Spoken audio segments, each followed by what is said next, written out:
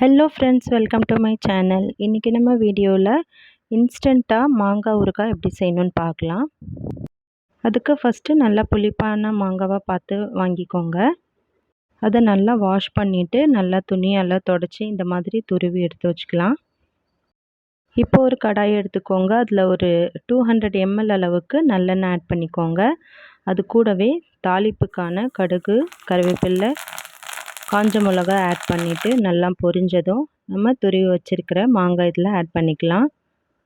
இந்த ஊறுகாவை நீங்கள் வெளியே வச்சு யூஸ் பண்ணிங்கன்னா ஒரு 1 வீக் வரைக்கும் யூஸ் பண்ணலாம். ஃப்ரிட்ஜில் ஒரு 10 to 15 days வரைக்கும் வச்சு யூஸ் பண்ணலாம்.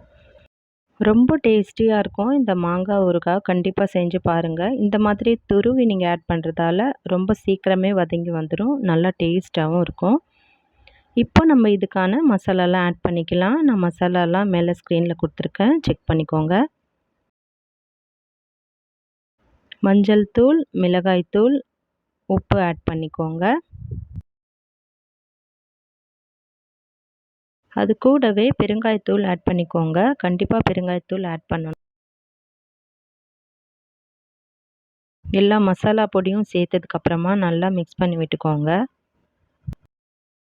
நல்லா மிக்ஸ் பண்ண உடனே எண்ணெய்லாம் நல்லா பிரிஞ்சு வரும். ஒரு 2 minutes வரைக்கும் நல்லா மிக்ஸ் பண்ணி விட்டுட்டே இருந்தீங்கன்னா பாருங்கள், இந்த மாதிரி நல்லா எண்ணெய் பிரிஞ்சு வந்திருக்கு.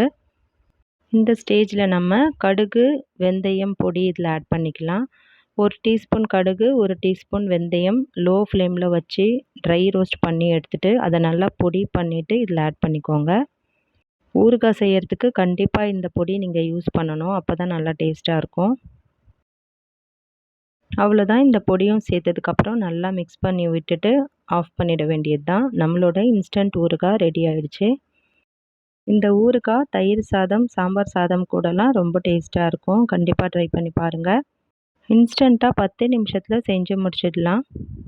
நீங்களும் ட்ரை பண்ணி பார்த்துட்டு எப்படி வந்ததுன்னு என் கூட ஷேர் பண்ணிக்கோங்க.